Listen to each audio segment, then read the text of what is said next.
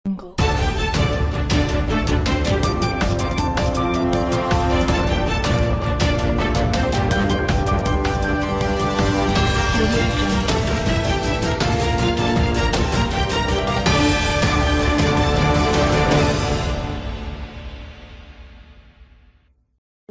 ఎక్కడన్నా నువ్వు పోయినప్పుడు జైలు పలికించుకుంటూ ఎవరైనా చనిపోతే ఆ కుటుంబంతో ఏ విధంగా కూర్చొని పరామర్శించాలనేది కూడా తెలియని వ్యక్తి నువ్వని కూడా చెప్తున్నావు.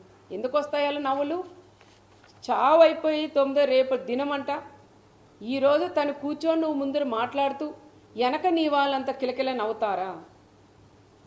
వాళ్ళు ప్రాణం పోగొట్టుకొని ఆ కుటుంబం ఏడుస్తుంటే నీ వాళ్ళు నీతో పాటి నీకు నవ్వేది తెలియదు, ఏడ్చేది తెలియదు, రెండింటికి సంబంధం లేకుండా నువ్వు అక్కడ కూర్చొని ఆ కుటుంబాలను ఆ విధంగా మీ వాళ్ళందరూ కూడా నవ్వుకుంటూ వాళ్ళని పరామర్శించేది కూడా అది కరెక్ట్ కాదని మరొకసారి జగన్ రెడ్డి కూడా తెలియజేసుకుంటూ, మా గ్రామాల్లో చిచ్చులు పెట్టావు, చిచ్చులు పెట్టొద్దు అన్నావు, పెట్టావు.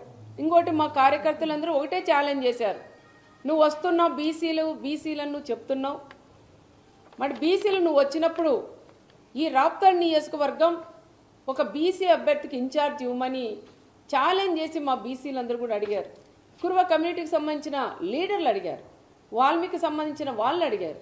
మరి నువ్వు అది చేసేకి నీ చేత కాలేదు, కానీ పచ్చి అబద్ధాలు చెప్పేకి మాత్రం పాపరెడ్డిపల్లి హత్య లింగమైని వాడుకున్నాడని ప్రత్యేకంగా కూడా తెలియజేసుకుంటూ, ఒక చిన్న ఉద్యోగం పట్టుకొని ఇంత దారుణంగా నువ్వు మాట్లాడడం, వీడియో కాల్లో మాట్లాడించుకొని నేను ఎంపీపీని చేసుకునేంత అంత దిగజారే కుటుంబం పరిటాల కుటుంబం కాదని కూడా నేను చెప్తున్నాను.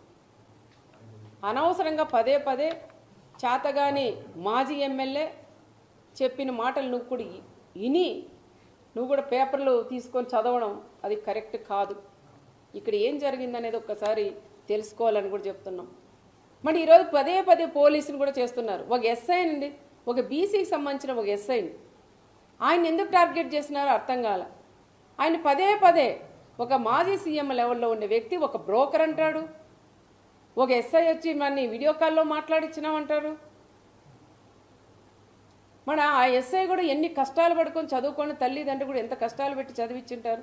ఒక ఎస్ఐ అయితే ఎస్ఐది ఏముంటుందండి, పై స్థాయి వాళ్ళు ఏం చెప్తే చేసేవాళ్ళు.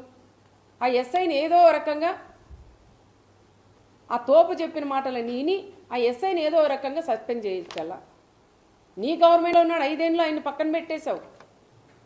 మళ్ళీ ఈ గవర్నమెంట్లో ఆయన కరెక్ట్గా జాబ్ చేస్తుంటే ఈ రకంగా మళ్ళీ వీడియో కాల్లో మరి ఒకరితో పలికించు. నువ్వు ఒక అబద్ధం చెప్పేది కాదు, వీడియో కాల్లో మాట్లాడిచ్చాడు ఎస్ఐ అని చెప్తున్నావు. మరి ఒక్కరితో అయినా మీరు పలికించగలరా?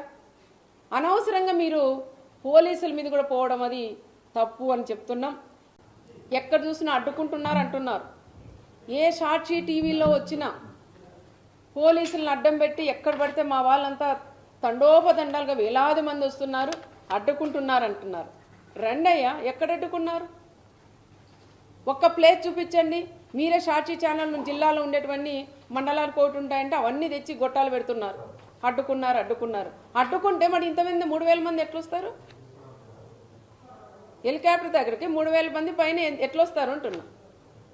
పోలీసే అడ్డుకుంటే ఒక్క వెహికల్ కూడా రాదు. జగన్ దిగాల, పోయి పరామర్శించి బండెక్కి పోయే పరిస్థితి ఉండేది. కానీ ఆ పరిస్థితి లేకోకుండా మా నాయకుడు చంద్రబాబు నాయుడు గారు ఆ విధంగా వద్దు, ఎవరికైనా స్వేచ్ఛ ఉండాలా, రమ్మనండి, బందోబస్తు పెట్టండి, పంపించండి అని గౌరవంగా పంపిమ్మనే మా నాయకుడు చంద్రబాబు నాయుడు గారు చెప్పారు. మా నాయకుడే అనుకోనింటే ఈరోజు నువ్వు ఈ మండలంలోకి కూడా అడుగుపెట్టు. మా కార్యకర్తలు మేమే అనుకోనింటే ఈరోజు ఈ మండలంలోకి నువ్వు అడుగు పెట్టవని మరొక్కసారి పులివెందుల ఎమ్మెల్యే గారు కూడా నేను పేరుపైన కూడా నేను కూడా తెలియజేసుకుంటూ, పదే పదే మీరు అనవసరంగా లేనివి ఉన్నట్లు సృష్టించి మాట్లాడడం కూడా అది కరెక్ట్ కాదు. ఏది ఏమైనా ఈరోజు మాట్లాడిన ప్రతి ఒక్క వర్డు పచ్చి అబద్ధాల తప్ప దాంట్లో ఒక్కటి కూడా నిజం లేవు. నేనే అన్న టీవీ ఆఫ్ చేయండి, ఎన్ని పచ్చి అబద్ధాలు. ఏదైనా కనీసం దాంట్లో నిజాలుంటే 1% అబద్ధం చెప్పినా 99% నిజాలన్నా ఉంటే చూడొచ్చు. కానీ 99% కూడా 100% కూడా అబద్ధాలు తప్ప దాంట్లో ఒక్కటి కూడా, ఒక మాజీ సీఎం అయ్యా నువ్వు పచ్చి అబద్ధాలు మాట్లాడుతుంటే ప్రజలు నవ్వుతున్నారు. ఒక్కసారి మీరు కూడా ఆలోచన చేయాలని, ఏదైనా ఇలాగ వచ్చినప్పుడు మీరు కూడా ఏం మాట్లాడాలి ఏం మాట్లాడకూడదని తెలుసుకొని వస్తే కూడా బాగుంటుందని కూడా చెప్తున్నాం. ఈరోజు వచ్చినది కేవలం పరిటాల కుటుంబం టార్గెట్ చేయడానికి, లింగమయ్య ఫ్యామిలీని పరామర్శించడానికి దానికి వచ్చినట్లు వచ్చి ఇంత రాజకీయం చేసి ఈరోజు జగన్ రెడ్డి కూడా వెళ్ళారు. ఏది ఏమైనా మా కార్యకర్తలందరూ కూడా ధైర్యంగా ఉన్నాం.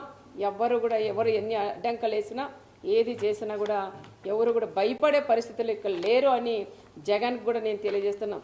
తల్లికి చెల్లికి న్యాయం చేయలేని వ్యక్తి ఈరోజు నా మండలంలో జరిగిన లింగమయ్యకి ఏమి న్యాయం చేస్తారనేది ఒక్కసారి సూటిగానే ఆయన కూడా నేను అడుగుతున్నా. అన్న మా నాన్న చనిపోయాడు, నాకు న్యాయం చెయ్యండి అని 2 చేతులు ఎత్తి జోడించి ఒక సునీతమ్మ జోడించి అడిగితే కూడా ఆ తల్లికి నువ్వు న్యాయం చేయలేని వ్యక్తి ఈరోజు లింగమయ్యకి నువ్వు ఏం న్యాయం చేస్తావయ్యా అని ఆయన్ని కూడా ఈరోజు నేను